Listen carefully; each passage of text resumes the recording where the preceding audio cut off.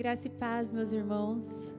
Que bom que nós temos esse recurso em que nós podemos cultuar ao nosso Deus simultaneamente em nossos lares. Que bom que você conectou aqui conosco nesse dia e que nós possamos nos lembrar hoje dessa graça do nosso Deus, do amor do nosso Deus, do cuidado do nosso Deus por nós. E mesmo aqui com o nosso templo vazio, nosso coração está cheio, porque nós temos aprendido que ser igreja, que a igreja ela não está limitada nas quatro paredes. Então, que você junte aí os seus amigos, a sua família, em casa, guardados, e possamos juntos louvar ao nosso Deus, declarar e lembrarmos dessa graça imensa do Senhor, que Ele continua sendo o mesmo e que nosso coração possa se alegrar nesse dia, em Jesus. Amém?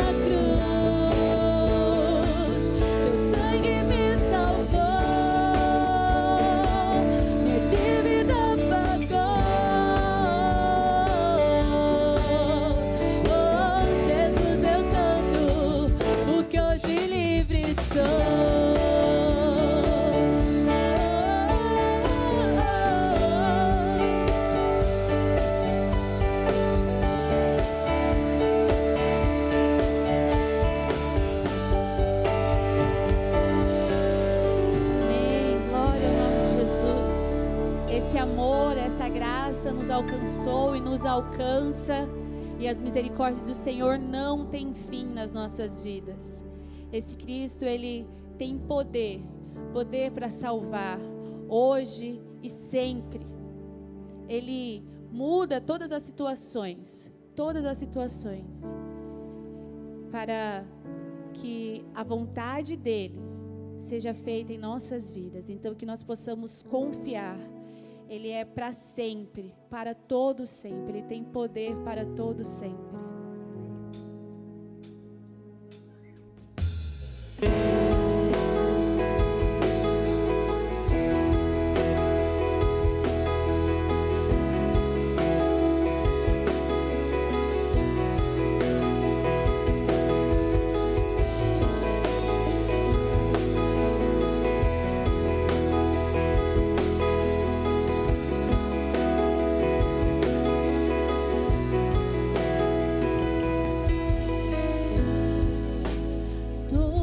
Necessitam de um amor perfeito, perdão e compaixão. Todos necessitam de graça e esperança, de um Deus que salva.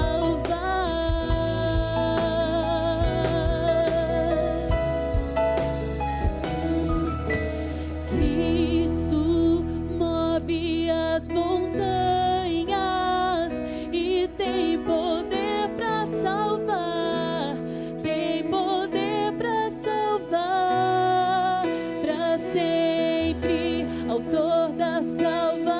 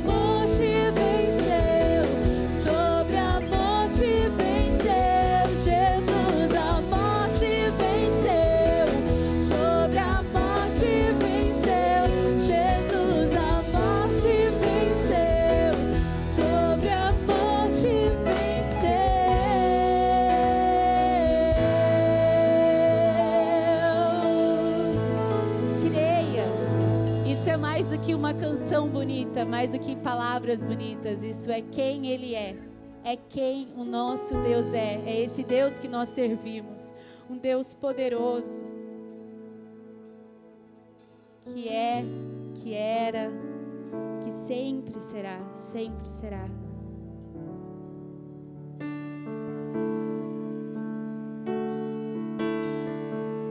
No início eras a palavra, com Deus altíssimo,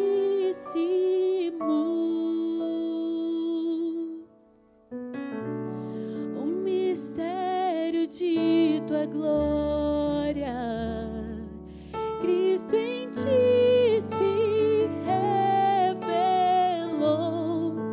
Ó, quão lindo esse nome é, ó, quão lindo esse nome é, o nome de Jesus, meu Rei. Ó, quão lindo esse nome é, maior que tudo Ele é. Ó, quão lindo esse nome é, o nome de Jesus.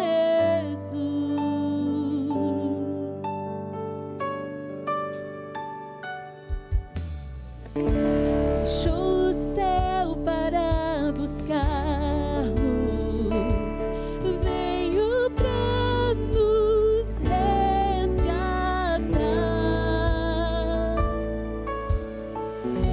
Amor maior que o meu pecado, nada vai nos separar. Ó, quão maravilhoso é, ó, quão maravilhoso é o nome de Jesus, meu Rei. Ó, quão maravilhoso é, maior que tudo Ele é. Ó, quão maravilhoso é o nome de Jesus.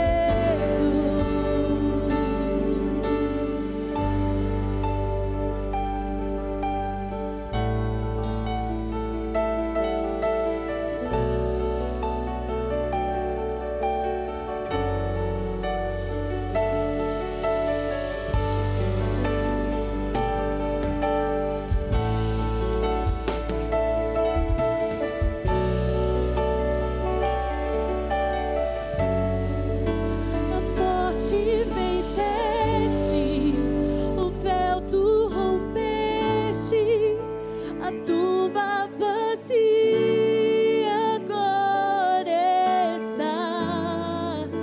O céu te adora, proclama tua glória, pois ressuscitaste, vivo estás. És invencível, inigualável,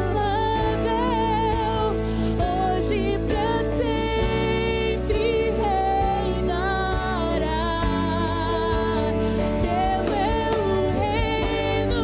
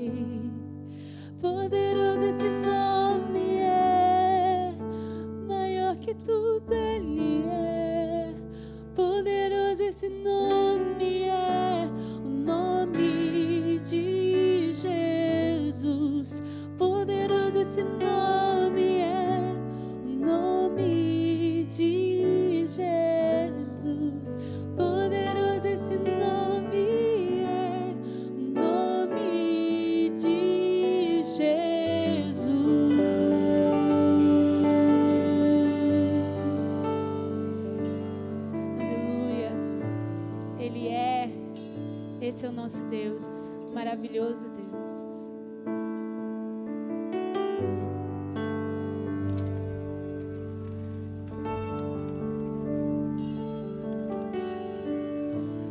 Bom dia, meus irmãos. Nós estamos reunidos em nome de Jesus, neste modelo online, mais uma vez, em função de tudo que está acontecendo no nosso país, na nossa cidade. Nós estamos confiantes de que Deus está agindo, trabalhando, mas isso não exclui a nossa participação nesse processo. Deus nos chamou para sermos cooperadores em tudo que Ele realiza. Cooperar, às vezes, significa usar as mãos, os pés, significa sair de um lugar, ir para outro lugar, como foi o caso de Abraão. Significa fazer viagens longas e perigosas, como foi o caso do apóstolo Paulo. Significa, inclusive, ser colocado numa cova, a cova dos leões, como foi o caso de Daniel. Mas, algumas vezes, significa simplesmente esperar em silêncio pela salvação do nosso Deus. Esperar e guardar tudo no coração, como foi o caso de Maria. Como foi o caso também de Elias, naquela caverna fria e escura, repleto de sentimentos negativos, de medo. Depois de uma grande vitória, experimentou também um grande medo. Medo é coisa humana, coragem é coisa de Deus. E o espírito que Ele nos deu é um espírito de coragem, mas também de equilíbrio e de amor. E o tempo de cooperação com Deus agora é esse tempo de recolhimento, de silêncio, de respeito, profundo respeito às vítimas causadas pelo Covid-19, seus familiares, mas não apenas isso. Também há muitas outras pessoas que terão grandes dificuldades de encontrar atendimento nos hospitais. Então, cooperar com Deus neste tempo é cooperar no silêncio, na espera, em atitudes de biossegurança, em atitudes de respeito para com o próximo. Cooperar com Deus significa, se você puder, se você não estiver envolvido em trabalhos, se você não estiver envolvido em tarefas fora de seu lar, fora de sua casa, é você evitar ao máximo possível, mas preste atenção nessa palavra, evitar mesmo sair. Claro que nós sabemos que muitos não darão conta, muitos terão suas atividades. Mas se você pode evitar, evite, coopere, ore, busque a Deus intensamente. Hoje eu acordei com a notícia de que nós estamos no Sistema Único de Saúde. Em Cuiabá, nós chegamos a 102% de ocupação dos leitos hospitalares, nas UTIs, especificamente eu falo agora das UTIs. O que significa isso? Significa um colapso total no nosso sistema de saúde. Então, cooperar significa orar intensamente, significa conjugar perseverança com profunda responsabilidade. Chegou o tempo, os dias chegaram da igreja mostrar que é efetivamente sal da terra e luz do mundo. E luz do mundo.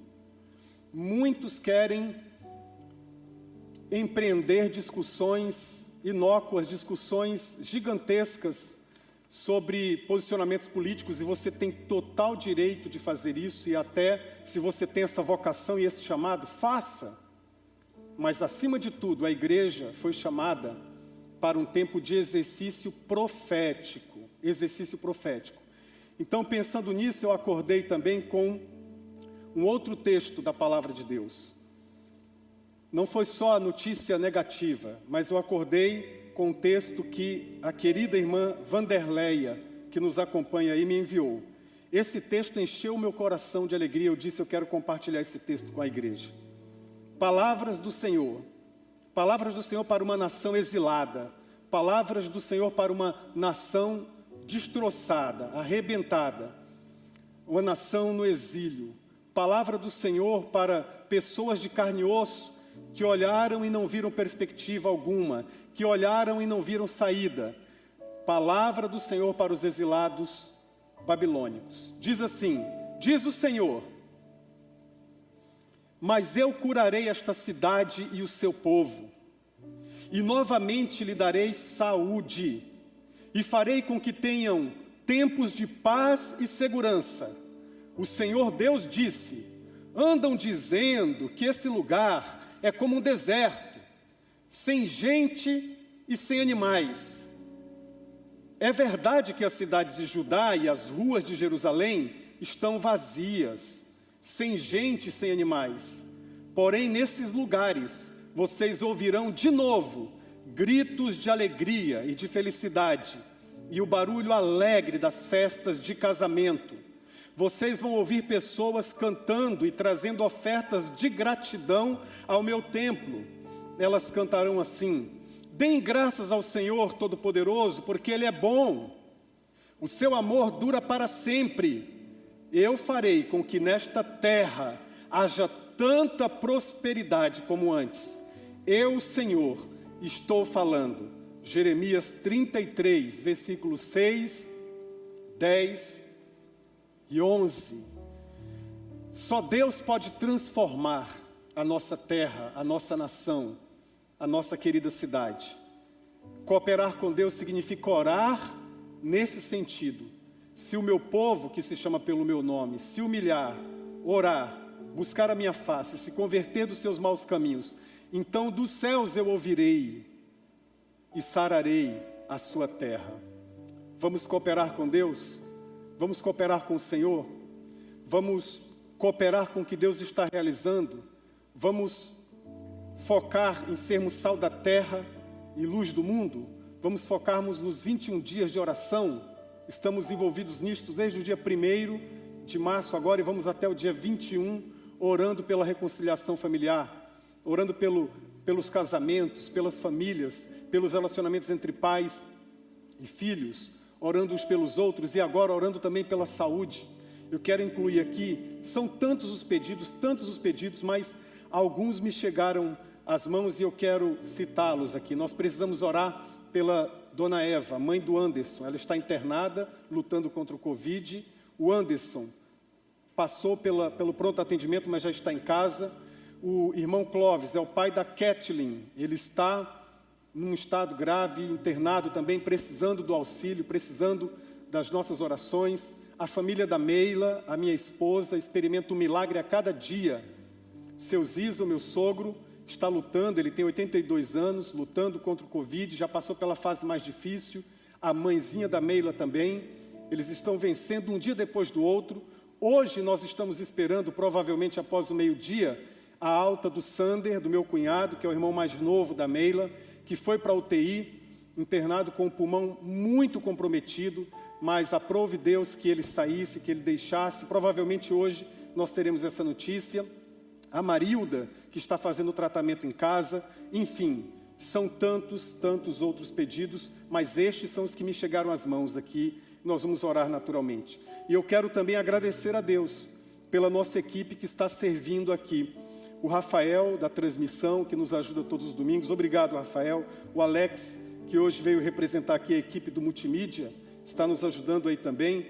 E aqui o Silvio, o Diogo, o Gabriel na bateria, o Luiz, o Juliano aqui, vocês não estão vendo, mas ele está fazendo também a parte de câmera. O Ojeda nos bastidores, atuando aí como o nosso técnico de som. O Wilson, que está nos ajudando na segurança. A Maísa, que está aqui interpretando para esse time do Ministério do Silêncio.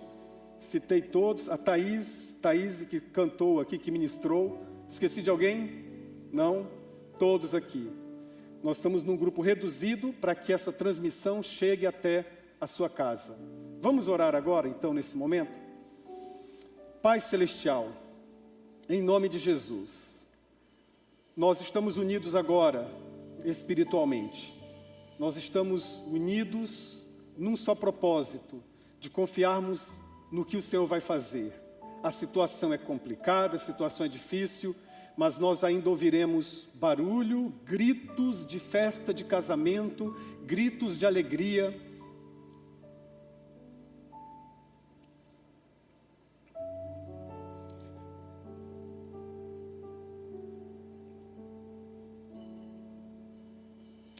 nesta cidade, nesse estado, nesse país. Nos ajude a nos conectarmos com o que Tu estás fazendo. Ajuda-nos a sermos sal da terra e luz do mundo. Ajuda-nos a termos o Espírito que moveu a igreja primitiva e que move a igreja na China, no Oriente Médio, a igreja perseguida no mundo todo. Nos dê ousadia na propagação do Teu Evangelho. Nos dê ousadia no amor.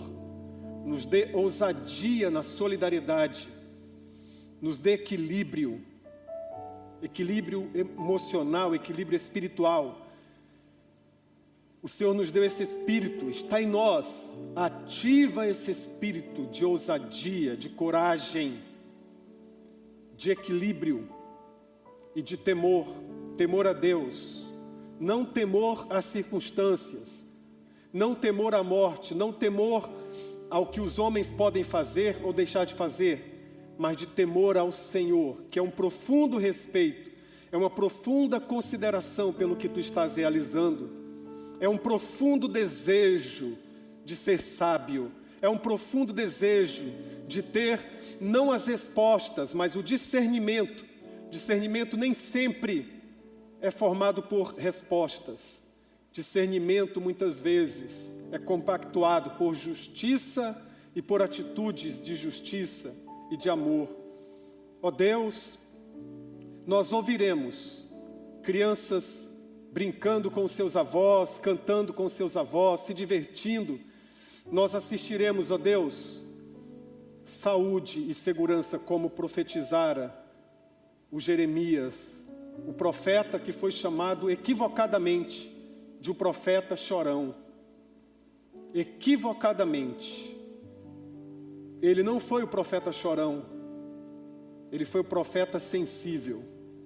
Sensível ao que ele estava vivendo, sensível à dor do seu povo, sensível às circunstâncias em que ele estava vivendo. Não existia festa naquele período de exílio, mas existia esperança, e dentro da esperança cabe a festa, dentro da esperança cabe a alegria, dentro da esperança cabe o brilho, na esperança cabem as coisas boas, cabem as coisas alegres e felizes. Dentro da esperança cabe festas de aniversário. Nós anunciamos aqui há alguns dias vários bebês, muitos bebês que foram apresentados aqui no finalzinho de fevereiro e no início desse mês. Ou melhor dizendo, durante o mês de fevereiro, tantas crianças nasceram. Isso é um anúncio do Senhor. Isso é profecia do Senhor. Isso significa que o Senhor está fazendo algo novo. Bendito seja o Teu nome. Abençoe a vida dessas pessoas que foram citadas aqui. A vida do Eduardo, da Giane. A Giane, ó Deus, eles estão passando também pelo Covid e a Giane está enfrentando uma situação de saúde também adversa em relação a tudo isso, mas que a Tua bênção seja com a recuperação plena dela. Nós oramos em o nome de Jesus. Amém, Senhor. Amém. Se nós estivéssemos presencialmente, hoje nós teríamos aqui uma homenagem, uma comemoração especial para um grupo de pessoas determinado, um grupo de pessoas determinadas.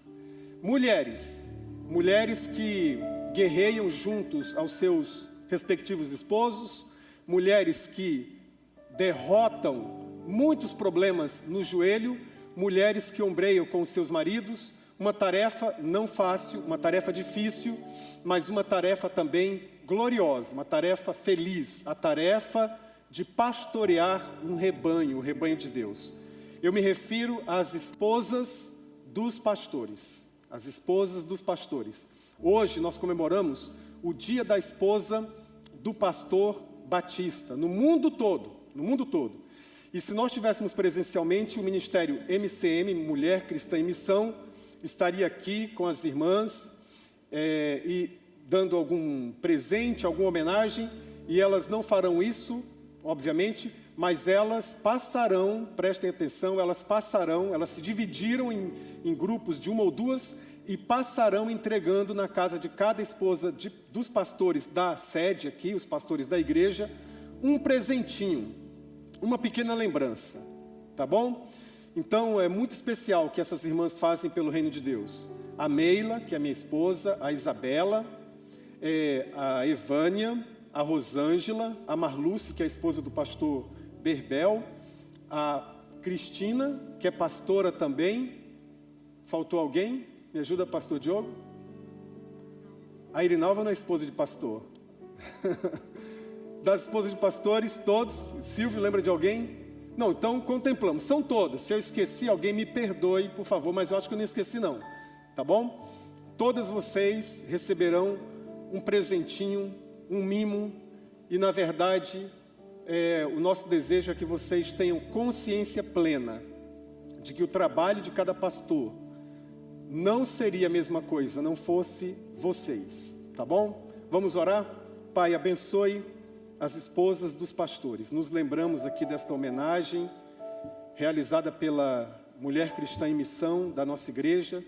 Que o Senhor dê alegria, que o Senhor contemple todas elas, que elas sejam cuidadas pelo Senhor, que elas tenham alegria no serviço do Senhor também, que é um serviço que muitos não enxergam, que muitos não veem, mas é um serviço de encorajamento, de aporte na oração, de sustento com palavras decisivas em momentos decisivos. Quantas vezes estas mulheres são sensíveis ao que os seus respectivos maridos estão vivendo, e elas dizem palavras que são verdadeiras pérolas de sabedoria no momento certo. Em nome de Jesus, abençoe a todas elas. Amém. Bom, nós continuaremos neste modelo online, vamos renovar as informações constantemente. Fiquem atentos aí às redes sociais, Instagram, grupos de WhatsApp, me ajudem a multiplicar essas informações em todos os grupos, e nós daremos informações precisas e constantes sobre o nosso funcionamento, tá bom? Nós agora vamos aproveitar esse tempo e dedicar ao Senhor os nossos dízimos e ofertas, as nossas contribuições. Você terá agora aí as informações bancárias. Faça com alegria, faça com responsabilidade, com gratidão, faça porque você compreendeu a visão de Deus para a obra dele nesta terra. Faça com singeleza de coração. Nós vamos cantar mais uma canção. Depois deste momento, nós ministraremos a palavra do Senhor. Hoje vamos começar uma nova série. A série é Cada Casa, um Caso. Cada Casa, um Caso. Nós vamos olhar as famílias da Bíblia, algumas delas, e vamos extrair lições preciosas para a nossa casa, porque a sua casa é diferente da minha, é diferente da casa do pastor Diogo, é diferente da casa do seu irmão e da casa do seu vizinho. Cada casa, um caso, não apenas uma história, mas um caso de amor com Deus, com o que Ele está construindo na terra. Seu lar é uma bênção. Então, após este momento de ofertas, de contribuição, nós meditaremos na palavra de Deus, tá bom? Deus abençoe.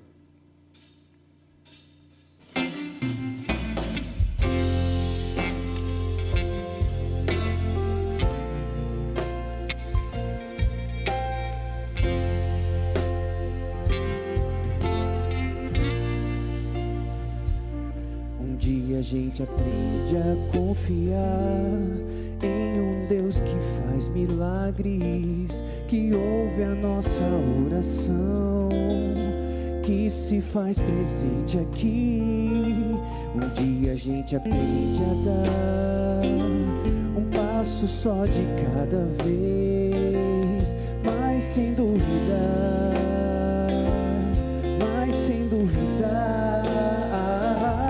que Ele continua sendo bom, que Ele continua sendo Deus, que Ele continua sendo bom, que Ele continua sendo Deus.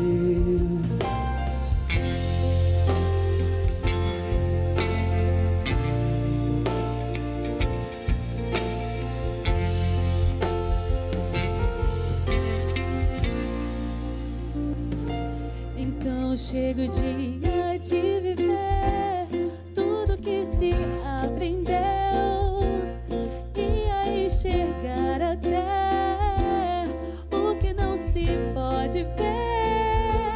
Chega o dia de entender até ouvir o não de Deus, mas sem duvidar,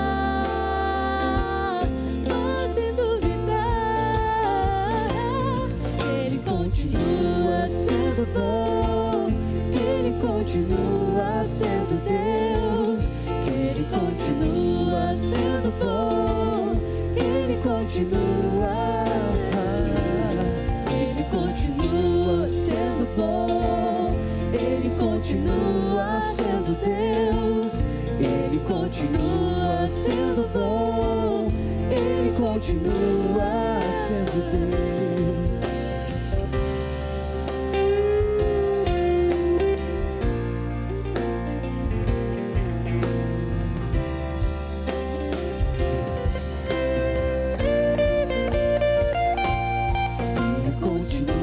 Sendo bom, Ele continua sendo Deus, Ele continua sendo bom, Ele continua sendo bom, Ele continua sendo Deus, Ele continua sendo bom, Ele continua.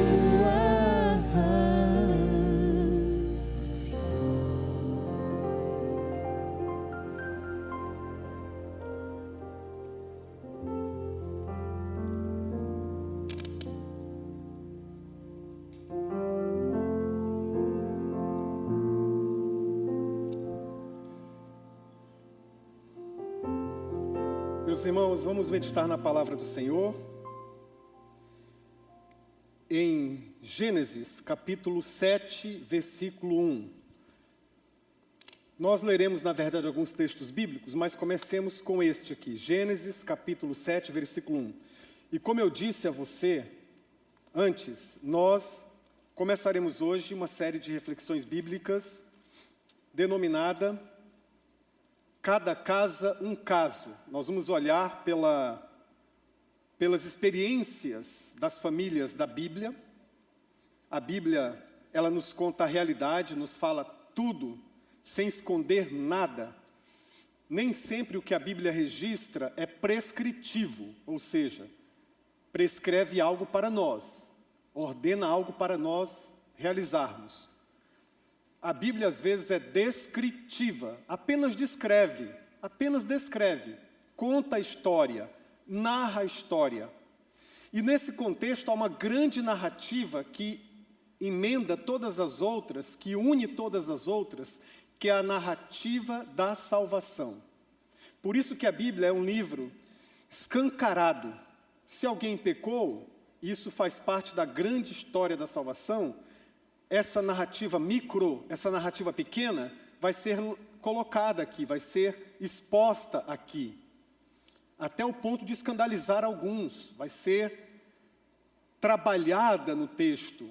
Alguns tradutores, eles olham o impacto do texto original, tanto no hebraico, algumas porções do aramaico e o grego, no caso do Novo Testamento, e eles se utilizam de eufemismos, que são suavizações da linguagem, porque choca, ele fica pensando, o leitor da língua portuguesa, se ler exatamente o poder, o impacto daquela expressão bíblica, isso pode chocar alguns, pode escandalizar outros. E eu não sou tradutor da Bíblia, eu não sou especialista no hebraico, especialista no grego, especialista no aramaico, então eu respeito profundamente o trabalho desses tradutores, mas eu vejo que esse é um trabalho esse trabalho de tornar algumas passagens da Bíblia com eufemismo, uma suavização, esse trabalho não vai adiantar, porque a narrativa em si, ela impacta, a narrativa em si, ela mexe com as nossas emoções, se você estiver ligado, estiver conectado. Então, nós vamos ler hoje apenas alguns versículos de uma narrativa que é a narrativa da casa de Noé. Então, cada casa um caso, hoje é a casa de Noé. capítulo 7, versículo 1. A Bíblia diz assim: Então o Senhor disse a Noé: entra na arca, você e toda a sua família, porque você é o único justo que encontrei nesta geração. Então você sabe, você conhece a história de Noé. Gênesis capítulo 6 vai nos dizer de que a terra estava profundamente corrompida, profundamente apodrecida em todas as relações morais, relações éticas, relações sociais, relações humanas, a ponto de Deus desejar que aquele ciclo se fechasse, que aquele ciclo se estabelecesse completo. Então, a narrativa do dilúvio, ele diz: eu vou destruir a terra porque o homem está irremediavelmente mal, perverso. Mas no meio daquela geração, ele tira Noé. Diz que Noé tinha um espírito diferente. Noé era um justo. Noé agradava a Deus, adorava a Deus. Então ele dá uma ordem para que Noé construísse uma arca. Isso é a narrativa do Gênesis capítulo 6. E aqui no capítulo 7 ele diz: então o Senhor disse a Noé: entra na arca, você e toda a sua família, porque você é o único justo que encontrei nesta geração. Ele, sendo justo, salvou toda a sua família. Pedro vai nos dizer na sua primeira carta que eram 8 pessoas. Ele estava sendo um agente de Deus naquele processo. Mas eu quero pensar hoje com você sobre os efeitos do confinamento na vida familiar. Nós vivemos desde março do ano passado, claro que no início o confinamento foi mais radical, foi mais intenso. Nós realmente enxergamos lá atrás, lá no início, ruas vazias, praças vazias, comércio vazio. Depois isso foi experimentando uma certa normalidade. Mas de um modo geral, nós vivenciamos uma experiência de confinamento. As palavras que nós mais ouvimos têm a ver com isso. Isolamento, distanciamento, não pode apertar a mão, não pode abraçar. E a família sofre com isso porque a família está quase que todos os dias, excetuando algumas viagens, excetuando alguns compromissos de trabalho, mas quase que todos os dias nós estamos juntos, no mesmo espaço, no mesmo contexto, lidando com as mesmas realidades, com as mesmas questões, exatamente como a casa de Noé. Eles ficaram, se você somar todas as narrativas nos capítulos de Gênesis que tratam da arca de Noé e do dilúvio, somaram-se 371 dias juntos, no mesmo espaço, no mesmo lugar, olhando para os animais, olhando uns para os outros, olhando para o céu, para as estrelas. 371 dias em lockdown, eles, no mesmo espaço. Então eu fiquei imaginando uma semana inteira pensando sobre isso, sobre os efeitos, e eu dividi assim. Eu quero falar primeiro sobre a família antes do dilúvio. Antes do dilúvio, quando Deus anuncia, quando Deus chama o Noé e diz: Noé, você vai construir um barco, você vai construir uma arca, a terra vai experimentar um caos, um tempo difícil. E Noé começou o empreendimento, Noé começou o seu trabalho. Exatamente como a sua família e a minha família, nós estávamos trabalhando com uma certa normalidade, com uma certa naturalidade. E construindo Noé estava uma arca, era um projeto em comum. Os filhos participaram desse projeto. A Bíblia não diz explicitamente que eles ajudaram Noé, mas é óbvio que eles ajudaram o pai. É óbvio, nessa altura do campeonato, eles já eram casados até, eles já eram adultos. E eles se uniram com o foco de construir um futuro juntos. Então, a primeira coisa que eu quero falar para você é: a sua família precisa construir um futuro juntos, todos vocês juntos. Um futuro que seja bom para todos, um futuro que seja seguro para todos. A gente chama isso de propósito comum. Propósito comum é quando marido e esposa olham daqui a 10 anos, daqui a 20 anos, e eles estão convergindo e não divergindo. Propósito comum significa quando os pais envolvem os filhos nesta direção de trabalhar hoje para o que eles vão colher amanhã.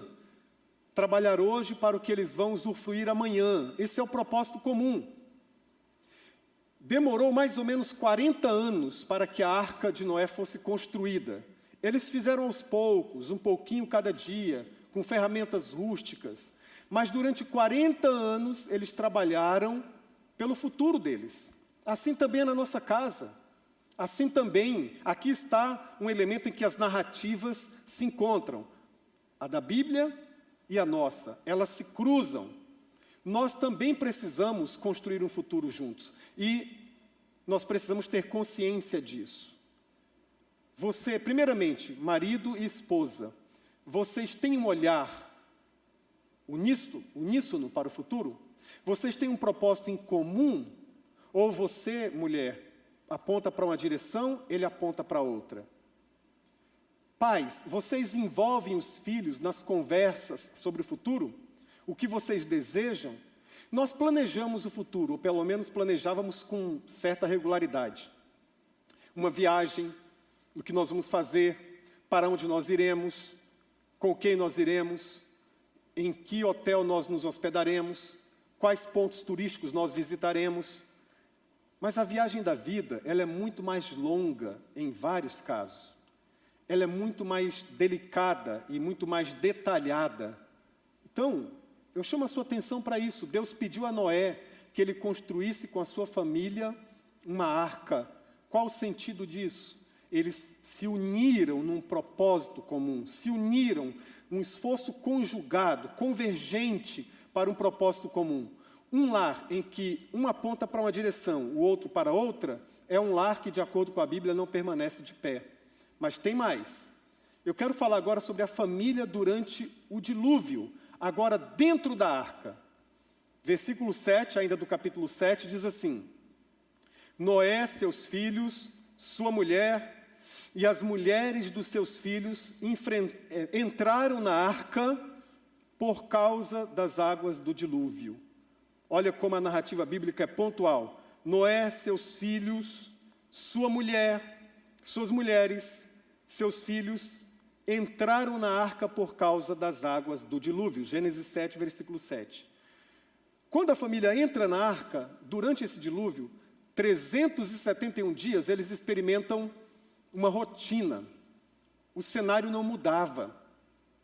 Olhava-se para um lado, água. Para o outro, também água. Todos os dias, eles dormiam, acordavam, passavam o dia contemplando a mesma notícia, as mesmas coisas.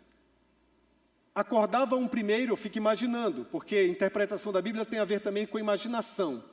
Obviamente preservada, protegida pelo contexto da Bíblia. Mas eu fico imaginando, Noé acordava mais cedo, ia para os reparos, manutenção da arca, e aí um dos filhos acordava: pai, e aí?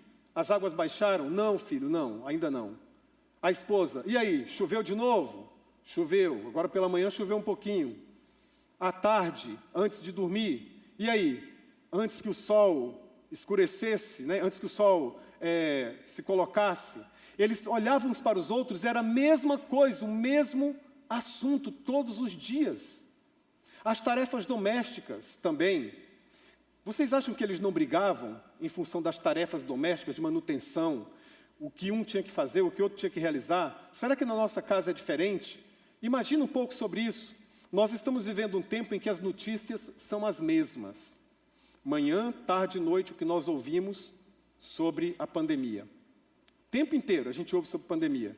As nossas conversas, quando nós saímos um pouco para tomar um café, quem sabe para almoçar fora, gira em torno disso. A gente conversa 5 minutos sobre outro assunto e, de repente, nós começamos a conversar de novo sobre a vacina que surgiu, a vacina que não foi autorizada ainda, a vacina que o Brasil está produzindo, um medicamento que está sendo produzido em Israel, uma pesquisa que está sendo desenvolvida lá em Rio Branco, no Acre, uma pesquisa que está sendo desenvolvida em Israel. Enfim, os nossos assuntos giram em torno disso, no nosso tempo de confinamento, nesse tempo que estamos vivendo. Isso não traz saúde para a mente, isso não traz saúde para o coração, isso adoece. E eu posso imaginar também, em relação às tarefas domésticas, Fique imaginando se nós estivéssemos numa arca no século 21. E, em certo sentido, nós estamos. Estamos num dilúvio, numa enxurrada de problemas causados por essa pandemia. Uma enxurrada. Então, os assuntos. Você já lavou a louça? Não, hoje é o dia da Thaís. Não, mas eu lavei antes de ontem. E a roupa? Já lavou? Enfim, as tarefas domésticas compartilhadas com a família também podem ser um foco de problemas, de dificuldades. Cada família vai vivenciar isso. Eu estou chamando sua atenção aqui para que nesse contexto em que a família de Noé experimentava um confinamento naquela arca, todos os problemas oriundos desta realidade surgiram. Então vale a pena conversar sobre outros assuntos, sobre esperança, sobre o que Deus está fazendo, diretamente e indiretamente, através das igrejas, através da ciência neste tempo.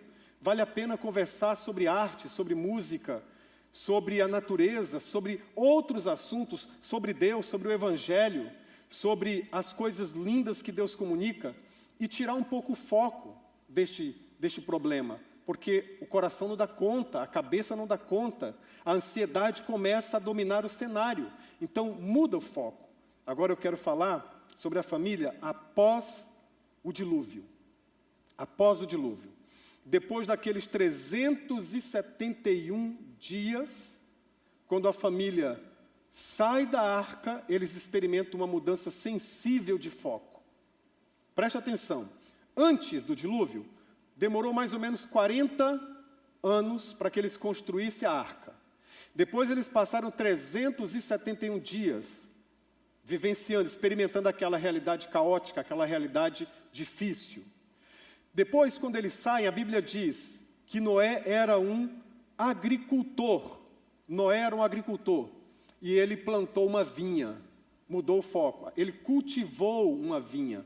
Muda um pouco o foco aqui. Ele começa a trabalhar na terra, isso é muito poderoso, isso é muito bom. Mas eu quero ler os textos bíblicos para você. Olha o que acontece. Capítulo 8, versos 18 a 20.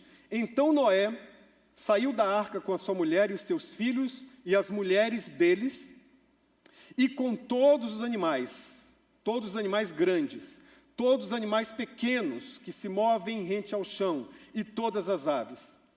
Tudo que se move sobre a terra saiu da arca, uma espécie após a outra. Depois Noé construiu um altar dedicado ao Senhor, e tomando alguns animais e aves puros, ofereceu-os como holocaustos, queimando-os sobre o altar. Então a primeira coisa que ele constrói, um altar. Isso demonstra o coração de Noé. Quando Noé sai daquela arca, ele pensa em adoração. Ele pensa em louvar a Deus, ele pensa em agradecer a Deus. Essa mesma atitude deve estar também no coração de cada família, de erigir altares ao Senhor. E eu diria não esperar tudo acabar, não esperar a pandemia terminar, mas a cada dia um dia de vitória, cada dia, passou aquele dia, passou a noite, de manhã, um altar. Eu diria que você deve experimentar com a sua casa, pelo menos uma vez por semana, esse ambiente de adoração. De chamar a todos, não precisa ser um expert na Bíblia, leia um capítulo, ora, busque a presença de Deus, coloque um hino, 15 minutos, você e sua família. Noé teve essa atitude. Mas acontece algo que a narrativa também deixa absolutamente claro. Gênesis capítulo 9, a partir do versículo 20. Noé, que era agricultor, foi o primeiro a plantar uma vinha. Ele bebeu do vinho, embriagou-se e ficou nu dentro de sua tenda. Cã, pai de Canaã, viu a nudez do pai e foi contar aos dois irmãos que estavam do lado de fora. Mas Sem e Jafé pegaram a capa, levantaram-na sobre os ombros e, andando de costas, para não verem a nudez do pai, cobriram-no.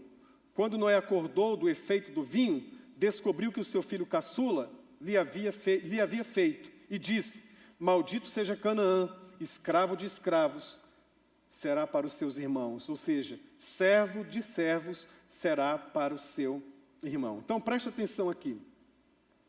Antes da arca, o foco era a construção de um futuro em família, de um futuro que salvaria todos.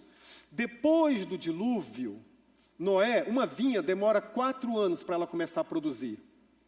E a narrativa bíblica, quando ela destaca esse fato, ela demonstra que, seguramente, o cultivo daquela vinha, durante aqueles 4 anos, passou a ser uma das atenções, um dos focos de Noé. Houve uma mudança, percebe? Antes, a narrativa tinha a ver com salvar a sua família, salvar a terra, recomeçar. Agora, a narrativa tinha a ver com o seu interesse próprio. E aqui não há nenhuma palavra legalista, por favor, nenhuma palavra moralista, de jeito nenhum. Naturalmente, ele iria cultivar aquela vinha, ele iria se alegrar com seus familiares, não haveria nenhum problema nisso, a Bíblia não coloca nenhum tipo de condenação na atitude de Noé, como agricultor, em plantar uma vinha. Muitas festas bíblicas no futuro seriam celebradas com vinho. O vinho não era o problema. O problema é que naquele episódio específico, a Bíblia fala dele como se fosse um episódio único, ele se embriagou. Ele fez uma espécie de festa de inauguração daquela produtividade, daquela vinha, ele não se controlou, ele passou dos limites, e aí sim, passar dos limites, se embriagar, aí sim é o pecado. Beber um cálice de vinho não é o pecado é se embriagar, é perder o controle, é não ter temperança. E ele então se embriagou, e aí a sua família experimenta uma tragédia relacional. Um dos filhos, o Cam, ele vai lá e viu a nudez do seu pai. O que isso significa? Alguns comentaristas acham que ele foi além, que ele passou dos limites e abusou do pai. Nós não podemos afirmar que é isso, mas que foi algo grave para a cultura da época, foi. Porque Noé, quando ele experimenta a lucidez, a primeira coisa que ele faz, quando ele tem notícias do que o seu filho fizera, ele amaldiçoa o seu filho. Ele amaldiçoa. Então foi algo grave, não podemos dizer o que foi. Eu creio que esse algo grave tem a ver com honra. A cultura da honra era muito importante para a vida do povo de então. Hoje nós não enfatizamos tanto a cultura da honra, mas desonrar aqueles que vieram antes era algo inadmissível, era algo muito horrível. A Bíblia nos ensina que nós temos que honrar todos os que vieram antes de nós. Aquele filho desonrou quem veio antes, desonrou seu pai, e foi horrível. E o pai brigou com ele, o pai amaldiçoou a ele. Mas os filhos, os outros, não entraram na onda, eles foram lá e corrigiram aquele contexto da família. É importante corrigir os contextos equivocados de cada família. O que isso aconteceu? Gerou pelo menos 2 coisas. Primeiro, carência na transmissão de valores. Noé era justo, você viu, mas ele não conseguiu passar, pelo menos para um dos seus filhos, aquela piedade. E há vários exemplos disso na Bíblia. E, naturalmente, nem sempre a culpa recai sobre o pai, sobre a mãe, sobre os pais. Efraim, na Bíblia, por exemplo, era um homem justo, era um servo de Deus, mas 2 dos filhos de Efraim se tornaram ladrões de gado. Os filhos adultos tomam decisões, fazem escolhas e às vezes se distanciam muito do caminho dos pais. Mas a história de Noé nos ensina que nós temos que ficar de olhos abertos para essa ideia de transmissão de honra e transmissão de valores.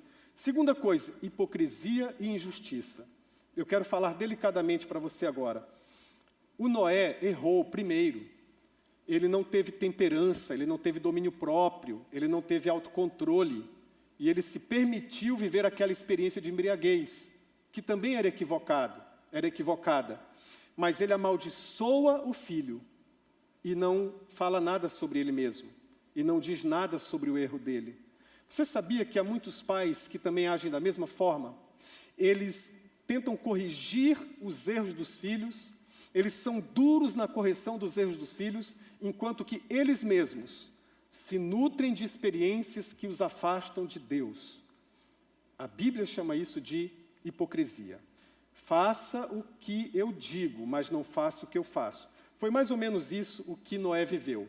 Mas eu não quero ficar nesta parte da narrativa. Eu quero dar um salto e falar sobre ajustar o foco. Ajustar o foco.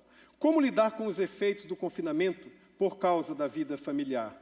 Primeiramente, entenda que não adianta blindar ou colocar sua casa numa redoma. Talvez isso tenha sido um dos erros de Noé. Não, é necessário crescer e amadurecer. Por mais que nós protejamos a nossa casa, é impossível blindá-la totalmente. Impossível. Eu sei que muitos pais fazem um exercício enorme de tentar impedir que os seus filhos tenham contato com o mundo pós-dilúvio, com essa situação toda que está acontecendo, mas isso é simplesmente impossível. É melhor ter boas conversas, é melhor conversar sobre tudo, conversar sobre bebida, conversar sobre sexo, conversar sobre drogas, conversar sobre dinheiro, conversar sobre a vida do jeito que ela é, conversar sobre vida e morte. Às vezes nós somos cheios de tabus, especialmente nós, evangélicos, temos diversos tabus, e nós deveríamos em casa abrir o verbo, conversar, pedir ajuda, explicar, tratar as coisas como elas são. Não adianta nós acharmos que só porque estamos numa arca chamada igreja, que nada de ruim vai acontecer na nossa casa, nada de ruim vai visitar a nossa família. O mundo é muito mais complicado do que as tonalidades de preto e branco. Existe uma escala de cinzas, estonteante, que às vezes tiram as nossas convicções e as nossas certezas e nos colocam diante de perguntas as mais difíceis que não têm respostas, pelo menos não aqui, pelo menos não aqui. Viva da melhor forma possível. Essa expressão aparece várias vezes no texto bíblico, qual? Depois do dilúvio. Quando a gente lê a narrativa do dilúvio aqui na Bíblia, a gente encontra depois do dilúvio, passa mais alguns versículos depois do dilúvio. É uma marca bíblica para dizer, o dilúvio vai passar, esse tempo vai passar. E no caso deles, olhando em retrospecto, passou. Há coisas novas depois do dilúvio. Nós temos que focar na igreja depois da pandemia, no cristão depois da pandemia, nos líderes depois da pandemia, nos filhos, no marido, na esposa, na família, na casa, no casamento, depois que nós enfrentarmos tudo isso. Vai passar, virá o depois. Deus reserva para nós o depois.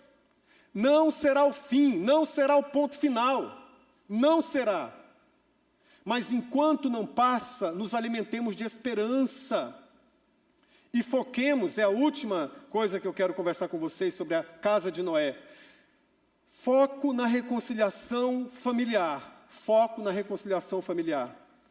Primeira coisa, se reconecte com a sua identidade em Deus. Quando a gente folheia as páginas da Bíblia, e quando a gente chega na carta aos Hebreus, capítulo 11, a galeria dos heróis da fé, nós encontramos Noé naquele contexto. Versículo 7 diz assim, pela fé, Noé, quando avisado a respeito das coisas que ainda não se viam, movido por santo temor, construiu uma arca para salvar sua família. Por meio da fé, ele condenou o mundo e tornou-se herdeiro da justiça, que é segundo a fé. Ele tornou-se herdeiro da justiça, que é segundo a fé. Interessante que Noé não entrou para a história como um bêbado que amaldiçoou o seu filho. Um cara que um dia encheu a cara, uma pessoa que um dia encheu a cara e fez coisas ruins. Ele não entrou para a história como uma marca terrível do seu pecado. Não, quando Deus decide falar sobre Noé, ele diz algumas coisas. Na carta aos Hebreus ele diz, ele foi o anunciador da justiça. Ele se tornou herdeiro da justiça. Ele teve uma herança e deixou um legado como pregoeiro da justiça. Na carta de Pedro diz que Noé foi pregoeiro da justiça, um pregador da justiça de Deus. Não a justiça punitiva, mas a justiça restauradora. Não tem na boca de Noé uma ênfase na justiça punitiva. Isso aconteceu no dilúvio. Isso ocorreu no dilúvio. Mas tem na experiência de Noé, e no contexto da vida de Noé como um todo, uma justiça restauradora, abençoadora, que vai ecoar até as páginas do Novo Testamento. Então, reconecte-se também com a sua identidade em Deus. Você não é o seu pecado. Você não é os seus problemas, as suas dificuldades, as suas fraquezas, as suas fragilidades. Você não é um dia de bebedeira, como foi o caso de Noé. Você não é isso. Você é um filho amado de Deus, uma filha amada de Deus, com problemas reais, com dificuldades, com dias bons, com dias ruins.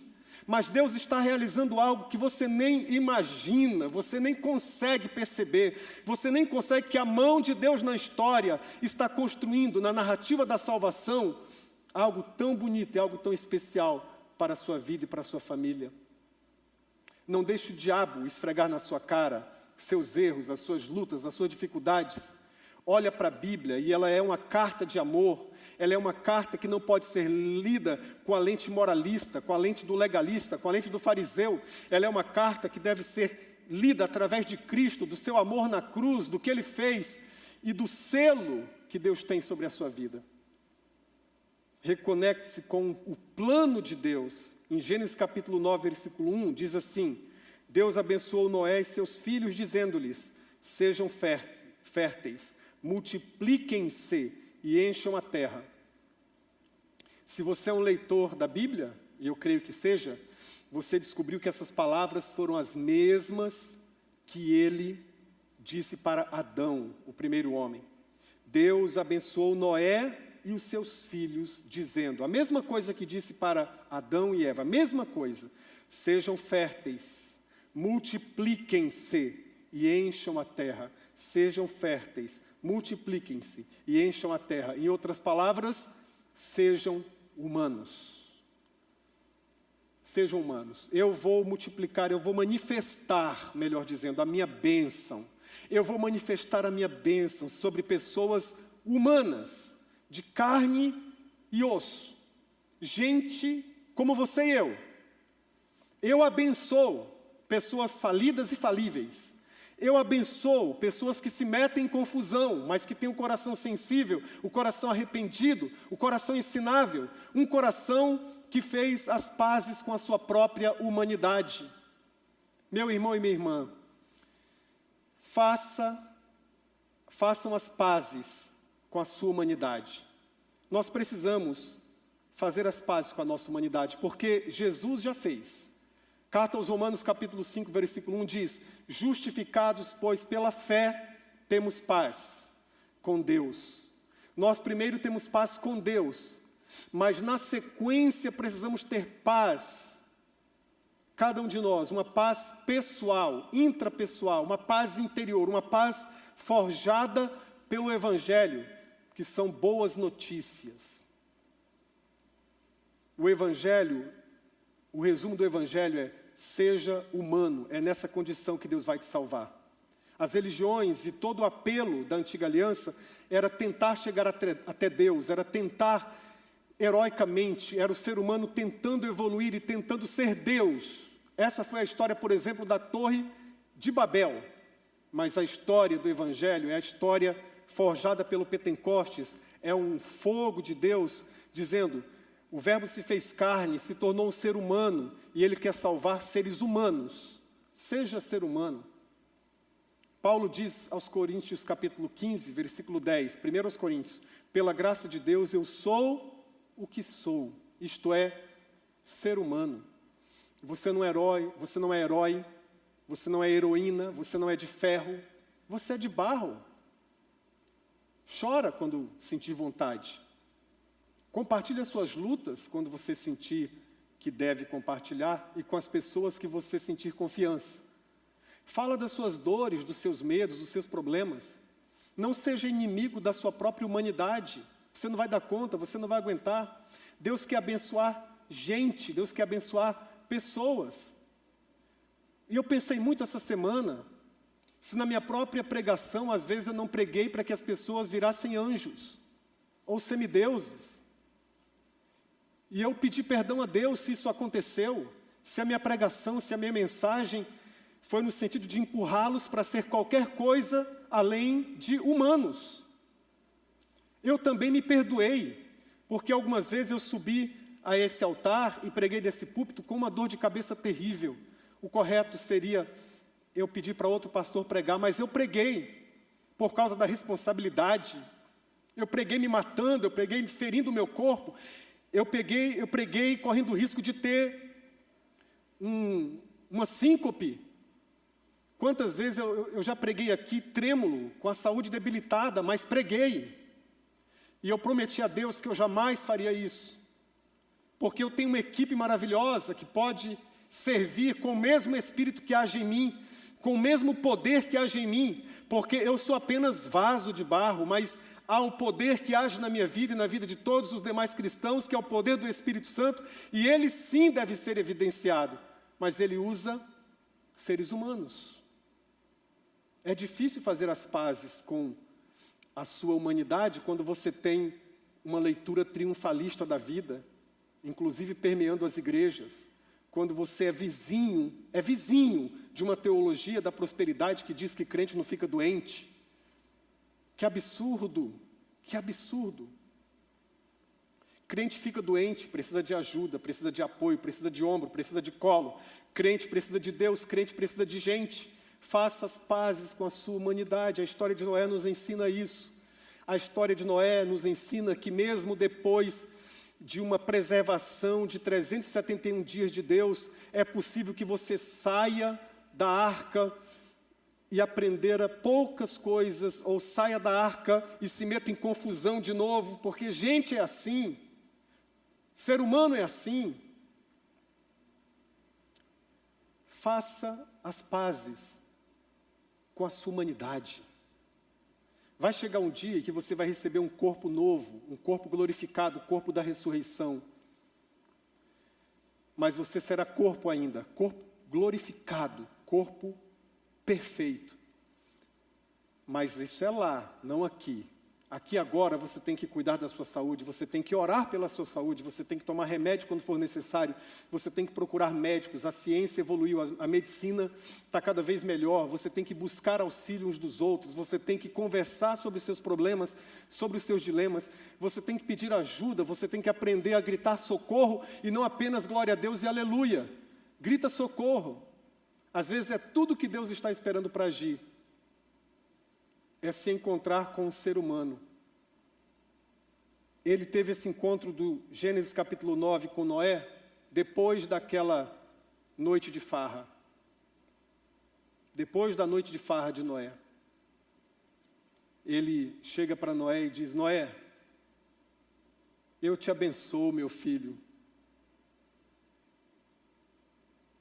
Noé, você e os seus filhos sejam férteis, multipliquem-se e encham a terra. A leitura moralista e legalista da Bíblia, ela olha só, tá vendo? O Cã foi amaldiçoado pelo pai. Olha aqui, olha essa maldição, vai se alastrar, vai se perpetuar. E a leitura legalista e moralista da Bíblia salta o que está escrito em Gênesis capítulo 9, versículo 1. Em Gênesis capítulo 9, versículo 1. Salta aos olhos, salta a essa leitura legalista. Aqui é o encontro do próprio Deus com Noé. Como fora o encontro do próprio Deus com seu filho Adão e sua filha Eva. E nesse encontro do Pai Todo-Poderoso, o Pai que você ama e o que eu amo, o Pai que aceitou a nossa humanidade a ponto de se tornar em Cristo, no Filho, um de nós. O Pai chega para aquele homem e diz assim: meu filho Noé, você e os seus filhos sejam férteis, multipliquem-se e encham a terra. O texto começa no verso 1 dizendo: e Deus abençoou Noé e os seus filhos. Quem é maior? O pai de Cã ou o pai de todos? Isto é, Deus? Claro que é Deus. Nessa bênção, Deus incluiu Cã. Nesta bênção, Deus incluiu a todos. Nesta bênção, sejam férteis, multipliquem-se. Isso significa, para concluir de verdade agora, que Deus cura as feridas causadas pelos que vieram antes de nós. As feridas causadas pelos nossos antecessores, pelos nossos pais. Alguns tiveram famílias até agora maravilhosas. Eu conheço tantas famílias maravilhosas, abençoadíssimas. Outros tiveram experiências horríveis em casa. Pais que proferiram maldições. Pais que olharam nos olhos e disseram: eu te amaldiçoo, você não vai servir para nada, você não vai ser nada, você não tem futuro. Mas eu quero dizer para você que em Cristo, e por causa do Evangelho, e por causa das boas notícias, o Pai Celestial, o Pai Todo-Poderoso, o Pai de todos nós, Ele chega e rompe este ciclo de dor, este ciclo de maldição, este ciclo perturbador, este ciclo de terror. Ele chega e diz: eu te abençoo, e em Cristo Ele nos abençoou. Em Cristo nossas famílias são a bênção. Em Cristo nós podemos viver experiências difíceis, complicadas, mas experiências humanas. Em Cristo, como seres humanos, nós podemos chegar diante do nosso Pai, nosso Paizinho, o Pai do nosso Senhor Jesus Cristo, e dizer: aqui estou, aqui estou, aqui estou. E Ele vai dizer: ser abençoado. Em Jesus, por causa do que Ele fez na cruz do Calvário, nós somos abençoados. Há um hino que foi entoado no dia da minha ordenação ao ministério pastoral, há 24 anos, lá na cidade do Rio de Janeiro, no bairro de Senador Camará, na primeira igreja batista em Senador Camará. Os irmãos entoaram o seguinte hino: não é dos fortes a vitória, nem dos que correm melhor, mas dos fiéis e sinceros, como nos diz o Senhor. Paul Tournier disse: a grande verdade é que todos os seres humanos são fracos. Os que se aparentam fortes, os que se demonstram fortes, são os que sabem fingir bem. Todos nós temos esta fraqueza adâmica, mas todos nós podemos ser absorvidos, abençoados, restaurados, empoderados no único poder que penetra em nós, que age em nós a partir de quem somos, o poder do Evangelho, as boas notícias de Jesus. Nunca permita-se ouvir uma leitura legalista da Bíblia e moralista das Escrituras. E nunca permita-se pregar, nem por um dia, uma mensagem moralista e legalista das Escrituras. O que Jesus disse a respeito de si mesmo e de suas palavras em João capítulo 6 foi: as minhas palavras são espírito e vida. As minhas palavras são espírito e vida. As minhas palavras são encarnadas, isto é, elas se tornaram ser humano. As minhas palavras são para gente como você e eu, gente como a gente. Cada casa, um caso. A casa de Noé experimentou dias difíceis, complicadíssimos, mas a casa de Noé também experimentou uma bênção que chegou até os nossos dias. Eu quero orar por sua casa e por sua família, antes de nós ministrarmos a celebração da ceia do Senhor. Pai, nós queremos ficar nesta manhã, neste momento em que talvez outros vão ouvir depois esta mensagem, na página da bênção do Senhor. Esse tempo não é fácil, esse tempo está sendo duro para todos, mas nós estamos vivendo um foco em reconciliação familiar. Confinados, brigamos, discutimos, entramos em confusão, perdemos o controle. Confinados, nos apertamos, nos afastamos, nos distanciamos, não de corpo, mas também de alma. Mas também temos experiências contigo. Haverá o dia em que nós diremos, e os nossos filhos estudarão nos livros de história: depois da pandemia, muitas vidas foram refeitas. Depois da pandemia, muitos negócios foram reconstruídos. Depois da pandemia, a economia foi recuperada, foi restaurada, se tornou pujante. Depois da pandemia, a igreja se tornou mais solidária, mais amorosa, mais acolhedora, mais inclusiva. Depois da pandemia, não nos olhamos como estranhos, nos olhamos como irmãos e irmãs. Depois da pandemia, enfatizamos cada gota do sangue do Cordeiro na cruz. Depois da pandemia, aprendemos a dizer mais: te perdoo, eu te perdoo, do que te condeno, te condeno. Depois da pandemia, aprendemos que o Pai Todo-Poderoso pode curar as feridas que o pai de carne e osso causa, às vezes até inconscientemente. Depois da pandemia, o Senhor virá ao nosso encontro e dirá: eu te abençoo, filho. Eu te abençoo, filha. Seja fértil. Multiplique-se. Pode respirar sem máscaras depois da pandemia. Em nome de Jesus, Senhor, abençoe os diversos lares, abençoe a nossa nação, abençoe o nosso país, abençoe, ó Deus, proteja, nos dê como mote de esperança as palavras de Jeremias que foram profetizadas aqui no início deste culto. Tenha misericórdia das pessoas que estão internadas, que estão lutando para não morrer. Tenha misericórdia, ó Deus, tenha misericórdia. Tenha misericórdia dos nossos filhos, tenha misericórdia. Tira todo o pavor, tira todo o medo do coração dos pequeninos, das pequeninas, do coração das pessoas que estão traumatizadas com este tempo, em nome de Jesus. Em nome de Jesus. Amém, Senhor. Você deve ter se preparado aí em casa com o suco, com o pão, elementos que representam o sangue de Jesus vertido na cruz e também a sua morte, o seu corpo moído, partido.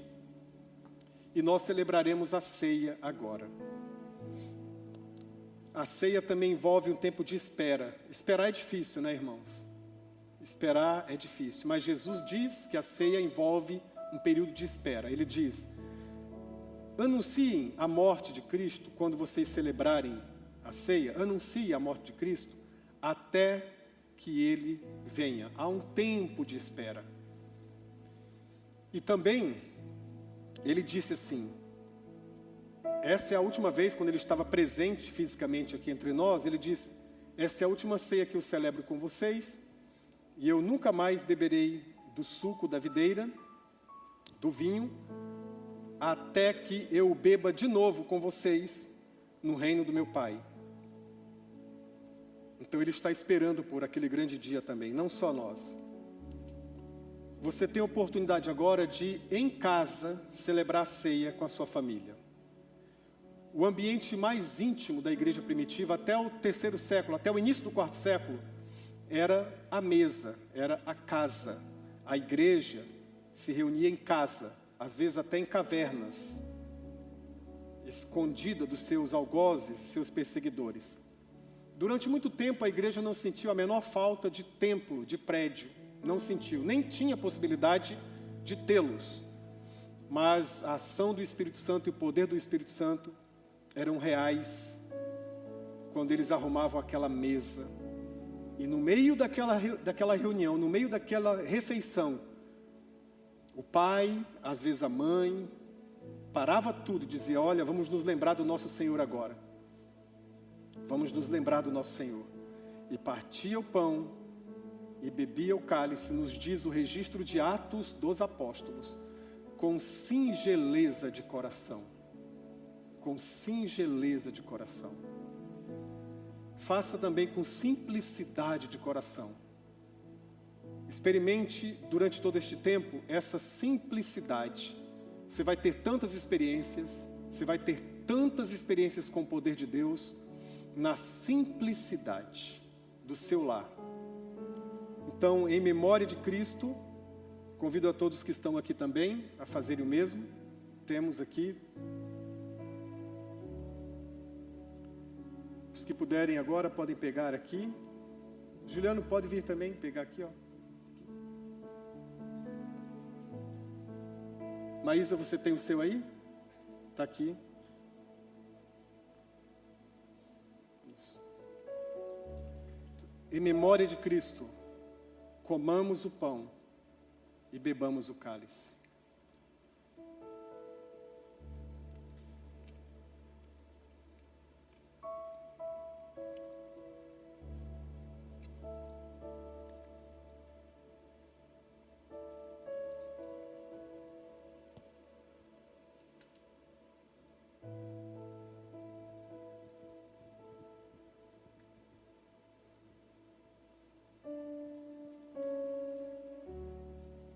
Pai Celestial, em nome de Jesus,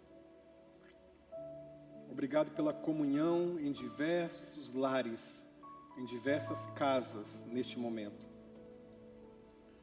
Obrigado pela tua presença compartilhada, repartida entre nós. Obrigado, porque Jesus, sendo humano, não apenas nos ensina, mas nos conduz à humanidade completa, ao teleios, ao homem de acordo com o teu querer e com a tua vontade, à mulher de acordo com o teu querer e com a tua vontade. Obrigado, a Deus, pela mesa que o Senhor prepara para nós naquele dia. Obrigado, a Deus, pela oportunidade de cear em família, com os filhos, com o cônjuge. Obrigado e obrigado. Em nome de Jesus, amém. Que a graça de Jesus, o amor de Deus, Pai, que nos abençoa, a comunhão, o encorajamento do Espírito Santo de Deus, seja com a sua casa, meu irmão, seja com todas as casas espalhadas por toda a face da terra, hoje e para sempre. Amém e amém. Deus abençoe sua vida.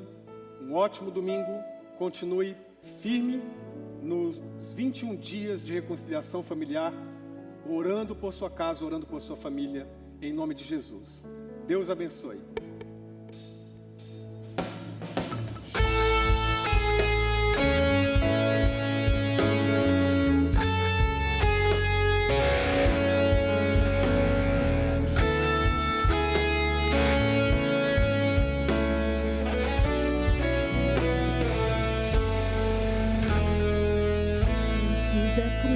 Estava condenado, eu carregava o peso do pecado, até que Deus me concedeu a chance de ser regenerado. Antes da cruz estava separado, o véu ainda não tinha se rasgado. De um lado eu, do outro Deus, mas pela cruz fomos aproximados. Depois da cruz do Salvador, mudou a história de um pecador que era eu, longe de Deus, mas pela graça a salvação concedeu.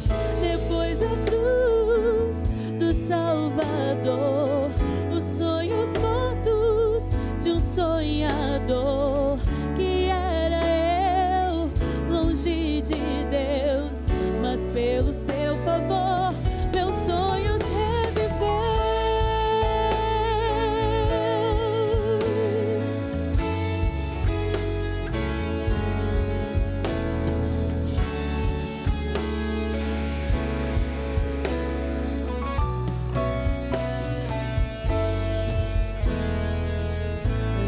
A cruz estava condenado, eu carregava o peso do pecado, até que Deus me concedeu a chance de ser regenerado.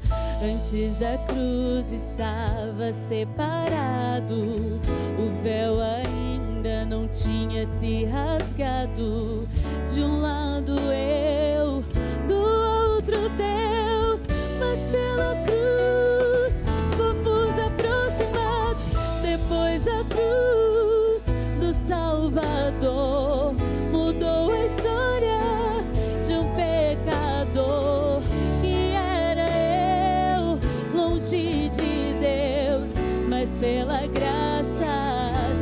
salvação concedeu.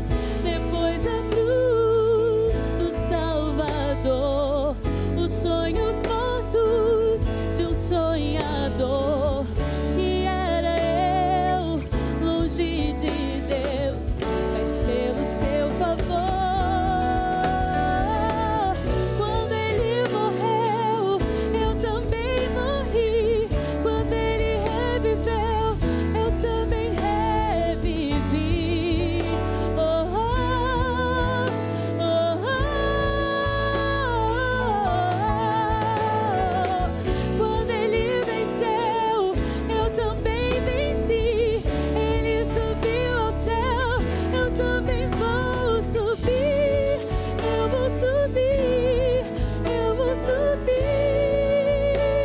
Oh, oh, oh.